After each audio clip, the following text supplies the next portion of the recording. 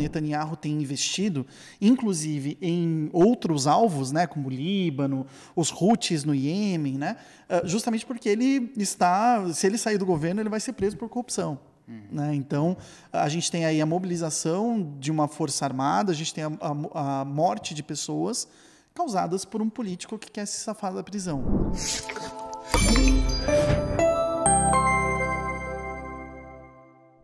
Olá, eu sou o Silvio Anunciação e no programa Analisa de hoje nós vamos discutir a guerra no Oriente Médio, a escalada do conflito nas últimas semanas e a tragédia humanitária. E para conversar sobre este tema, nós estamos em nosso estúdio com os pesquisadores Gustavo Blum e Edilson Adão. Ambos são especialistas em segurança internacional e Oriente Médio. Os pesquisadores atuam no Laboratório de Geografia Regional e de Geografia das Relações Internacionais do Instituto de Geociências, aqui da Unicamp. Gustavo e Edilson, muito obrigado pela presença de vocês aqui conosco.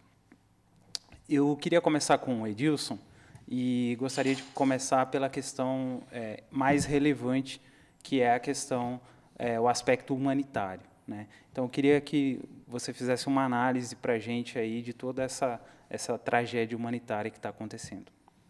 Tudo bem, Silvio. Toda guerra é lamentável, né? Por trás de uma guerra sempre existe uma lógica política e geopolítica.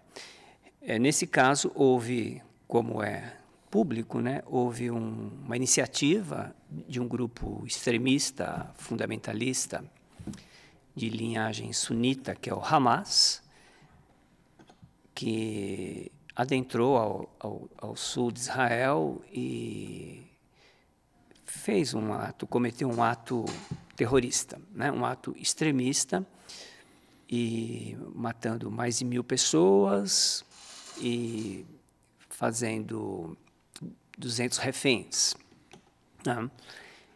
Isso levou a uma reação, uma resposta extremamente violenta, dura, por parte do Estado israelense, que as cifras que nos chegam, e são números reconhecidos pela ONU, a ONU reconhece, inclusive, em torno de 41.000 mortes e 96.000 feridos.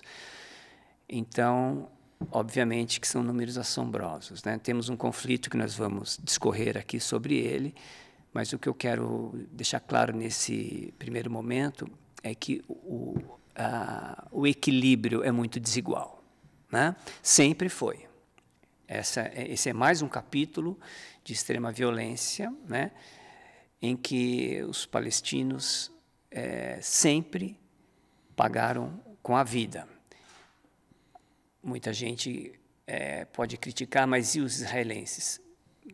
Também lamentável o que se passou, mas o número sempre foi assim, sempre foi muito desigual, sempre foi nessa proporção né? Lamentamos que haja mortes em ambos os lados, mas num primeiro apanhado, Silvio, é isso, né? E temos agora o sul do Líbano, que vamos discorrer também, em 10 dias, 1.000 mortes. 1 milhão de deslocados internos. Em um país que tem 5 milhões de habitantes, 1 milhão de deslocados internos. Né? As perspectivas não são nada boas, conforme vamos discorrer aqui. Né? Sim, sim. Eu queria agora conversar com o Gustavo, né, colocar... alguns analistas, né, dizem que Israel não vem lutando sozinho, né? E aí eu queria saber de você, Gustavo, o papel dos Estados Unidos e de outras grandes potências. Por que essas grandes potências não colocam um freio nessa guerra, nessa tragédia humanitária? Qual que é a análise que você faz? Bom, Silvio, obrigado, inclusive, pela oportunidade de a gente estar aqui, né, discutindo um ano depois do início dessa guerra de devastação, que eu acho que é um ponto importante para a gente lembrar. E, de fato, como você apontou, existe uma série de relações entre Israel, Estados Unidos, países europeus da Europa Ocidental, principalmente, mas também as relações estabelecidas, por exemplo, por Rússia, Arábia Saudita, Irã, com as populações árabes e também com Israel ali naquela região, que estabelecem, de uma forma ou de outra, um problema grave dessa guerra. Porque a gente até costuma brincar, né, na área de segurança internacional, a gente sabe que a gente está numa guerra muito importante quando a gente tem uma guerra que vira a guerra no noticiário, né? Quando as pessoas começam a falar no cotidiano, você fala a guerra, as pessoas sabem de qual guerra você está falando. A gente tinha isso na invasão russa na Ucrânia e depois agora a gente tem nessa situação especificamente, né, na guerra de devastação que o governo do Netanyahu está fazendo em Gaza. E qual que é o problema dessa guerra em específico? A gente está vendo de uma forma ou de outra um retrocesso de algumas das leis da guerra que a gente tinha estabelecido, né, a comunidade internacional estabeleceu depois da Segunda Guerra Mundial. Então, essa própria lógica de devastação, a lógica de considerar civis como potenciais inimigos justos, digamos assim, né, a eliminação da capacidade de manutenção da vida, recusa de envio de assistência humanitária para aquela região por parte do governo de Netanyahu, tem trazido, de uma forma ou de outra, todo o terror da guerra de volta para aquela região, né? E, nesse sentido, talvez o que as potências europeias e os Estados Unidos, principalmente, têm feito é o que eles não estão fazendo. Porque quando a gente fala, né, em poder no sistema internacional, a gente pode falar também não só do fazer, mas também do não fazer. Então, tanto o governo Biden, né, o presidente Joe Biden dos Estados Unidos é declaradamente um sionista, ou seja, ele apoia a existência de uma entidade política territorial judaica na região da Palestina, mas também outras potências não têm estabelecido freios para a atuação de Netanyahu. Se a gente puder contrastar de uma forma ou de outra, né, todas as sanções econômicas aplicadas à Rússia, né, todas as questões de limitação da possibilidade de atuação da Rússia em razão da invasão da Ucrânia, né, que tem tido um efeito humanitário relativamente menor do que o caso que a gente está observando agora na Palestina, levantam esses dois pesos e duas medidas, né? Ou seja, o fato de que os Estados Unidos, principalmente, falam que há que se respeitar as leis do direito humanitário, falam que há que se respeitar os direitos da guerra, as leis da guerra, mas, de uma forma ou de outra, não colocam freios num governo que é formado por extremistas também do lado de Israel. O senhor concorda, Edilson, com essa análise de que há realmente um retrocesso, né, nessa questão internacional? Sim, né? Concordo com a colocação do Gustavo e talvez o marco para essa reconfiguração da ordem internacional tenha sido realmente o conflito da Ucrânia, Rússia-Ucrânia, né? De lá para cá, houve um remanejamento, uma recolocação, uma retomada do poder da OTAN, por exemplo, que vinha no processo de enfraquecimento. É bom notar isso, que a OTAN vinha diminuindo o seu poder de fogo, né? E a OTAN, ela se recompôs, se reorganizou, cresceu, né? Efeito contrário ao que talvez Putin desejasse. Foi estabelecido uma cota de 2% do PIB para cada membro da OTAN para investimento militar, né? E isso foi tirado da temática ambiental, né? Foi desviado do combate às mudanças climáticas, por exemplo, para investimento na guerra, e agravado pelo conflito que vem em seguida, né? Então, nós temos uma crise no sistema internacional, né? Uma crise da ONU, que está paralisada pelo desentendimento, e, por que não dizer, de uma estrutura obsoleta no seu Conselho de Segurança, né? Daí a reivindicação, por exemplo, do presidente Lula, né? Nesse ponto é difícil discordar, né? De que o Conselho não responde ao mundo contemporâneo, né? E as perspectivas, como eu disse, elas são temerárias, porque civis estão morrendo, né? Civis estão morrendo aos milhares, né? Então, há uma crise no sistema internacional nessa perspectiva de que o Gustavo abordou da ação ou não ação das potências, né? As potências não só mundiais, como as potências regionais também. A gente está falando sobre o papel da ONU, né? E eu queria enfatizar um pouco isso, que eu acho que é muito relevante, né? A gente viu aí recentemente a ONU condenando, né, os ataques de Israel ao Líbano, né, pedindo que a soberania do Líbano fosse respeitada. Mas o que vocês colocaram aqui, né, para além do discurso, né, falta uma ação eficaz da ONU, sobretudo uma ação. Imagino que um freio na guerra teria que vir de uma ação econômica, né? O que falta? Qual que é a análise aí, Gustavo? A gente tem algumas questões, né? É interessante pensar que a ONU, talvez ela esteja sendo prejudicada hoje em dia em razão do seu próprio sucesso. Porque se a gente for pegar lá nos anos 50, anos 60, qual que era a função principal da ONU? Não era transformar o sistema internacional num ambiente harmônico, de cooperação e tudo mais. A função essencial da ONU era evitar que um conflito sistêmico, como o da Segunda Guerra Mundial, voltasse a acontecer, né? Então, aquilo que a gente chama de paz negativa, de certa forma, né? Ou seja, não a paz positiva, da gente virar amigo, né? Eu sempre brinco, você não escolhe seus colegas de trabalho, né? Então, o que você quer? Os seus amigos você escolhe, são pessoas que você, né, quer estar junto e tudo mais, então você tem essa possibilidade de cooperação, de harmonia, mas no ambiente de trabalho o ideal é não ter conflito. Não é que você precisa gostar das pessoas com quem se trabalha, se gostar, melhor ainda, mas se não, é evitar o conflito. A função da ONU, na sua estrutura original, era evitar o conflito, justamente. Não tornar os países mais próximos, cooperarem entre si. Só que com o fim da Guerra Fria, a gente tem um reposicionamento da ONU, liderando esse processo de construção de um ambiente internacional mais propício à cooperação e harmonia dos países. A gente pode pensar nos Objetivos de Desenvolvimento do Milênio, Objetivos de Desenvolvimento Sustentável, o Acordo de Paris com relação às mudanças climáticas, enfim, que trazem, de uma forma ou de outra, outras responsabilidades para a ONU. E hoje, na verdade, a gente vê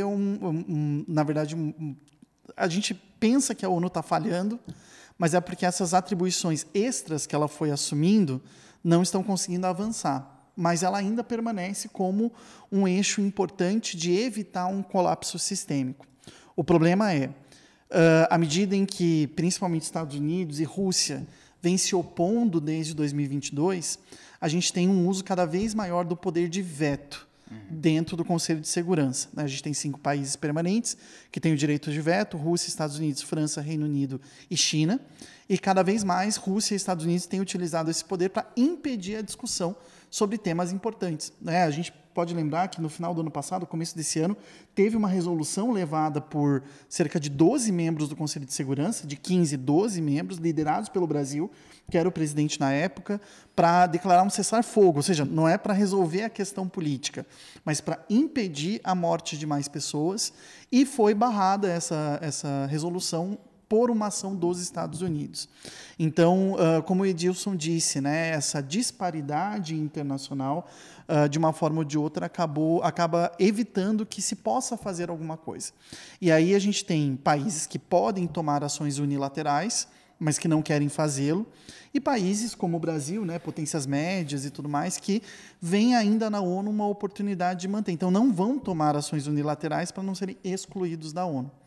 Isso gera uma situação em que Israel cada vez mais tem se tornado uma exceção total, inclusive declarando o secretário-geral da ONU persona não grata no território, acusando as agências da ONU de atuarem em conjunto com o Hamas, né, com os terroristas, enfim, alterando um pouco essa lógica e permitindo essa liberdade de um governo que faz a guerra para não cair. Acho que é importante a gente lembrar, né, o Netanyahu tem investido, inclusive, em outros alvos, né, como o Líbano, os Houthis no Iêmen, né, justamente porque se ele sair do governo, ele vai ser preso por corrupção.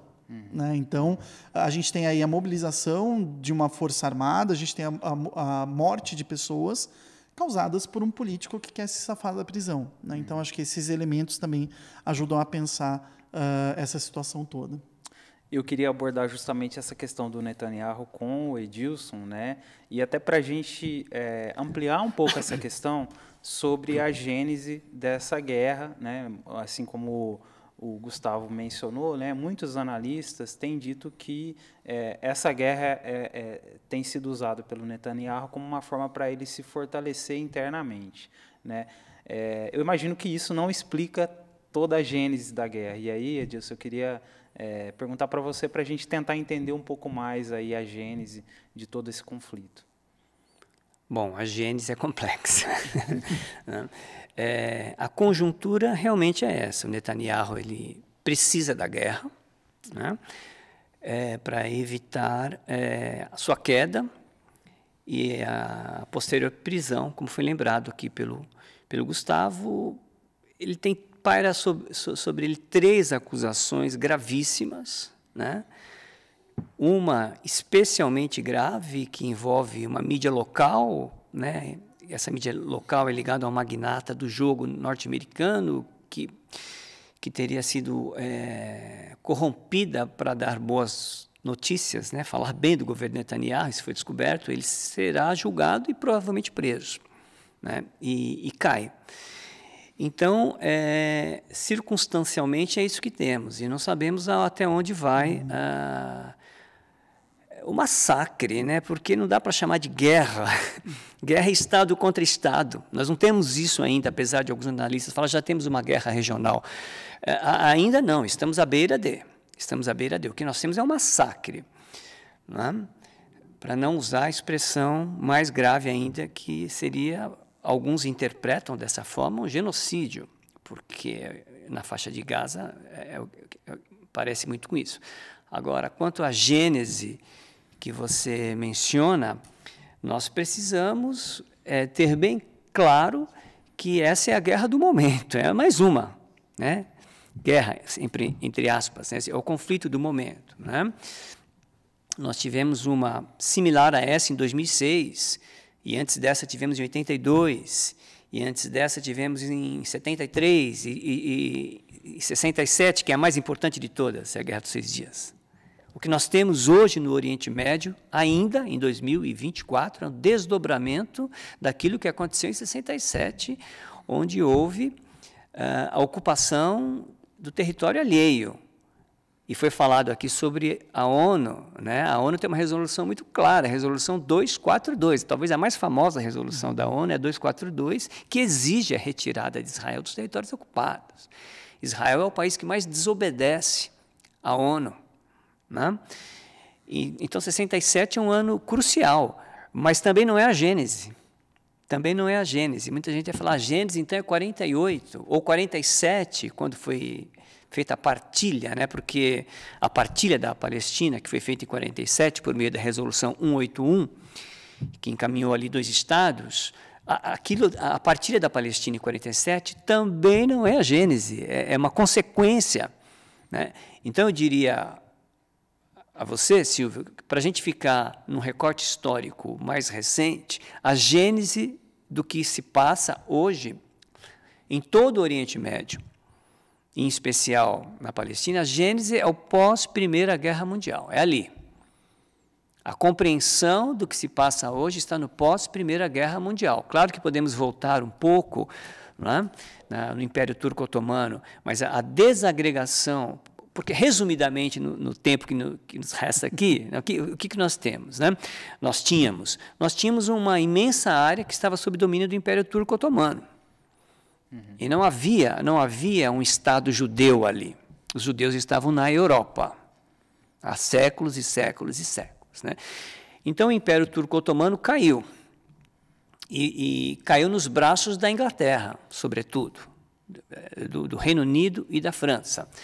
E o Reino Unido acenou simpaticamente com um movimento muito organizado. Eu quero deixar claro que o movimento sionista é extremamente organizado, sempre foi rico e organizado, e os árabes sempre foram desorganizados, né?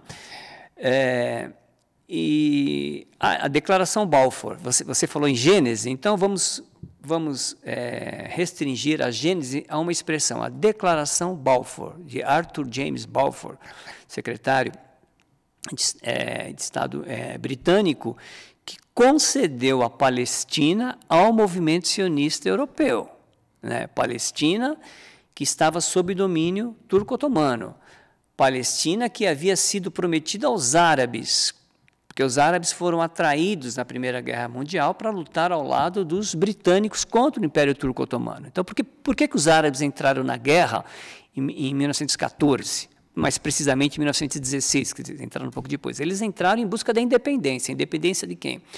Do Império Turco-Otomano. Eles eram oprimidos pelo Império Turco-Otomano, né? E a Inglaterra, por meio do Harry McMahon, havia acordado com os árabes a entrega daquela região do Oriente Médio ao rei Hussein. E ali seria constituído o Reino Árabe de Hussein. Só que isso não foi cumprido, porque ao mesmo tempo que o Reino Unido negociou com Hussein, negociou também com os sionistas. E negociou também com a França e com a Rússia, por meio do Tratado de Sykes-Picot. Então, o Reino Unido negociou o mesmo território para 3 interesses contrastantes, né? Então, eu estudei um pouco isso, né? Não tenho a menor dúvida que o grande responsável pela celeuma e pela atrocidade que se tem hoje, o grande responsável é o Reino Unido. O Reino Unido. Não é nem os Estados Unidos, Israel, obviamente, como o Gustavo frisou aqui, né? É o Reino Unido que criou esse cenário que temos hoje. E os estados artificiais que ali surgiram. Os estados que não tinham lastro territorial, lastro histórico, lastro geográfico. Muitos estados. Não estou me falando apenas de Israel. A Jordânia, os Emirados, né? A própria Arábia. Então, essa confusão que temos no Oriente Médio, e eu não tenho dúvida, né? Não há saída para o Oriente Médio. Seria muito, eu vejo com muita, com muita reticência esses acenos pacíficos. Não, infelizmente, lamentavelmente, não haverá paz no Oriente Médio, porque se você não resolve o cerne da questão, e o cerne da questão está lá na Primeira Guerra Mundial, é preciso reaver e rearranjar e reorganizar a partir dali. Então, é complexo o processo. Tá bom. Sua análise, Gustavo, você também a sua análise é também de que é muito complexa essa solução? Ou você acha que o direito internacional pode dar conta de alguma... Eu acho que recentemente a gente até estava numa discussão, né, Edilson, que a gente participou junto, sobre essa questão. E, na verdade, o que se coloca para nós é um desafio, Silvio. Para a gente pensar também que as lealdades políticas, as formas de articulação entre os diferentes grupos humanos, eles não estão pré-formatados naquela ideia que a gente tem de Estado-nação. Né? Então, quando o Edilson levanta a questão do Império Turco-Otomano, a gente tem que lembrar que esses impérios multiétnicos que a gente tinha ali no período antes da Primeira Guerra Mundial, né, a partir do século XIX, a Áustria-Hungria, o Império Russo, o Império Alemão, o Império Turco-Otomano, eles não eram estados nacionais, no sentido de que havia uma exclusividade territorial para uma nação. E o que a gente está observando hoje no Oriente Médio é essa construção, né, violenta, porque toda a formação de um Estado nacional ela é violenta, interna e externamente, de um Estado nacional judeu. Né, porque acho que esse é um ponto importante. A gente fala, né, um pouco dessas perspectivas históricas que são fundamentais. Né? Durante o Império Turco-Otomano, você podia ser judeu, árabe e morar no mesmo bairro, você podia ser árabe cristão, árabe muçulmano, podia ser árabe maronita, enfim, e você vivia com seu vizinho ali do lado, e a questão de uso exclusivo do território não se traduzia em limitações por causa desse pertencimento. Claro, havia uma opressão imperial, né? Acho que é importante a gente lembrar, havia um Estado opressor sobre essas minorias, mas havia, de certa forma, um convívio não pacífico, porque não é harmônico, né, mas um convívio imposto. Né? A partir do momento em que se impõe um Estado ali naquela região e se impõe uma nacionalidade, seja ela saudita, seja ela jordaniana, síria e por aí vai, você começa a construir esses Estados na perspectiva de que aquele território é exclusivamente pertencente a alguma nacionalidade. Isso é difícil, a gente vê em outros países como o Brasil. Né? A gente vê que a Bolívia, por exemplo, para tentar resolver esse problema, em 2009, teve que fazer uma reforma constitucional para se considerar um país plurinacional, porque apenas manter aquela ideia, né, de supremacia nacional sobre as populações originárias trouxe muitos problemas para o país durante aquele período. Surgiram outros desde então, mas, enfim, é assim que a política acontece. O problema é, em 2018, a Suprema Corte de Israel declarou o Estado como o lar nacional de todos os judeus do mundo. E é a partir de 2018 que a gente vê justamente o crescimento do extremismo. A gente sempre teve movimentos ultra-ortodoxos, movimentos extremistas dentro de Israel, né? O Yitzhak Rabin, que foi o presidente que assinou os tratados de Oslo, né, com o Yasser Arafat, foi assassinado por um ativista extremista judeu, né? Então, enfim, a gente sempre teve esses movimentos, mas quando a Suprema Corte de Israel reconhece Israel como lar nacional dos judeus, apaga-se toda a possibilidade de você ter populações não judaicas no território de Israel. Um território contestado, um território em litígio, né, como a gente viu nas várias aparições do Netanyahu na Assembleia Geral, né, sempre considerando um ou outro território que não é legitimamente de Israel como parte do seu território. Então, a partir de 2018, que a gente vê justamente a força desses movimentos extremistas dentro de Israel, enfim, se sobrepondo a uma lógica democrática anterior, que ainda poderia considerar pessoas não judaicas como cidadãs. E não à toa, desde 2018, a gente tem tido várias crises governamentais. Israel é um país parlamentarista, né? Então a gente tem um presidente, mas ele é mais simbólico, quem comanda o governo é o primeiro-ministro. E desde 2018 a gente teve mais de 6 eleições diferentes. Se a gente for parar para pensar, é quase uma por ano.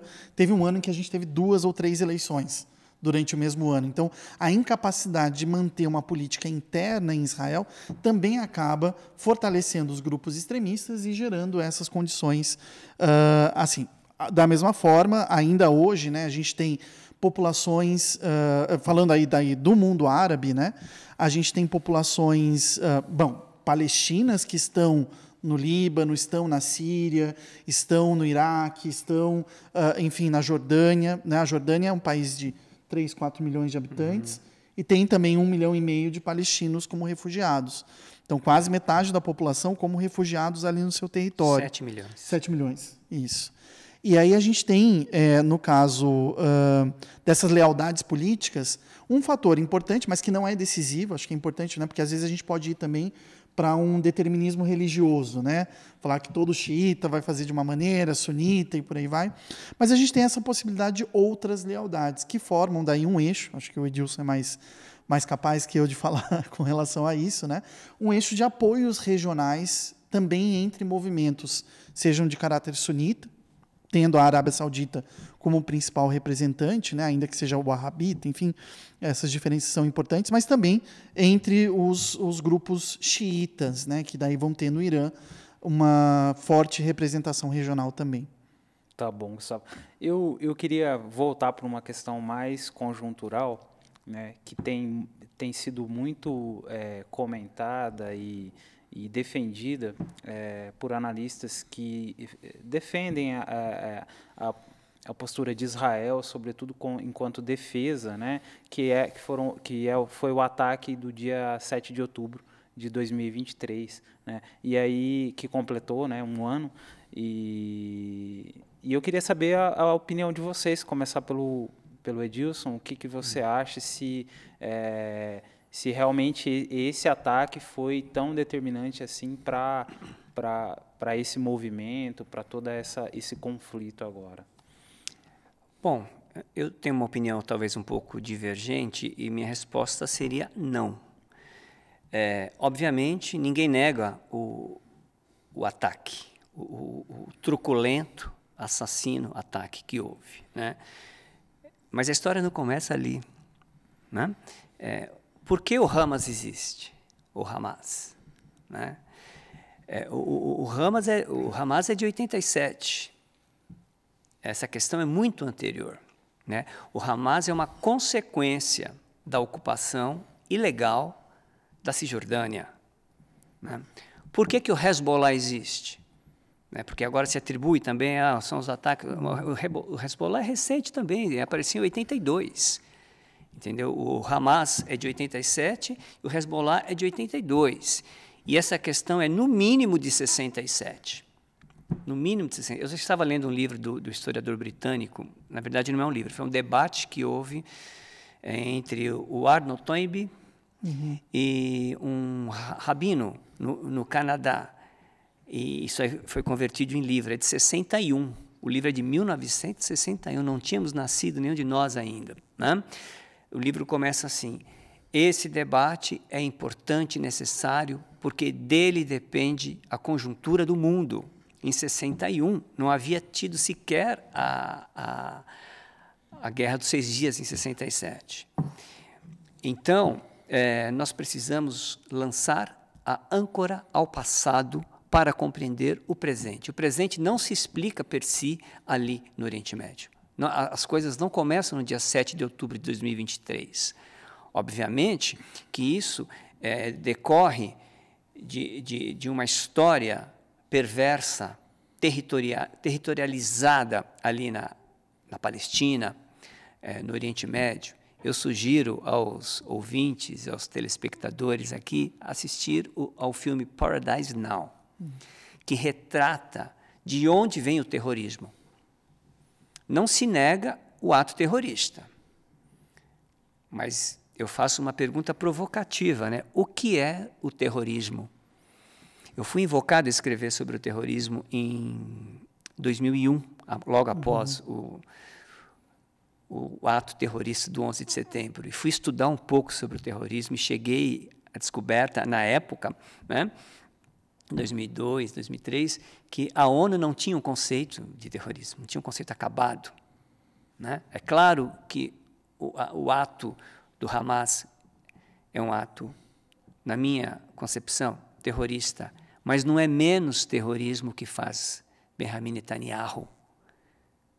Lendo um pouco sobre o terrorismo, cheguei à conclusão que terrorismo é ataque a civis sem prévio aviso. A surpresa do ataque a alvo civil, né? E o que está acontecendo em faixa de Gaza? 41 mil mortes. O que aconteceu repentinamente no Líbano, que do dia para a noite 1 milhão de pessoas foram deslocadas, num país já problemático, porque já tem os refugiados sírios lá, mas já tem os refugiados palestinos, como o Gustavo estava dizendo, que os palestinos estão no exílio, desde a Nakba. A Nakba é catástrofe em árabe, Nakba, que para os árabes é 48, quando foi criado, né? Ainda há muitas senhoras palestinas no exílio com a chave de casa. Elas estão com a chave de casa há 60, 70 anos. Então, não se entende o conflito atual no Oriente Médio a partir da investida do Hamas. O Hamas é uma consequência da história, não é a causa. Tá certo. Gustavo, eu queria tocar num outro ponto, que é a entrada do Irã no conflito, né? E se, na sua análise, isso pode, de certa forma, mobilizar a China, enfim, como é que as outras potências aí se configuram aí diante dessa entrada do Irã? Bom, acho que uma coisa que a gente está conseguindo, né, perceber nessa discussão são as várias facetas possíveis desse conflito, né? Não à toa, como eu disse mais cedo, né, ela é a guerra porque a gente pode analisá-la por vários âmbitos, né, e as diversas consequências que isso vai ter para o sistema internacional. Nesse sentido, acho que é importante, né, eu falava mais cedo da questão das lealdades, né, os grupos extremistas que têm atuado ali na região do Oriente Médio, principalmente de caráter xiita, têm no Irã um país... uma guarida importante, né? Então, você tem um Estado, que tem uma atuação internacional. Então, da mesma forma como Israel tem as forças de segurança, mas principalmente o Mossad, né, o serviço de inteligência externa de Israel, a gente tem também alguns órgãos de funcionamento do Estado iraniano, principalmente a Guarda Revolucionária, né, que atua também em âmbito internacional.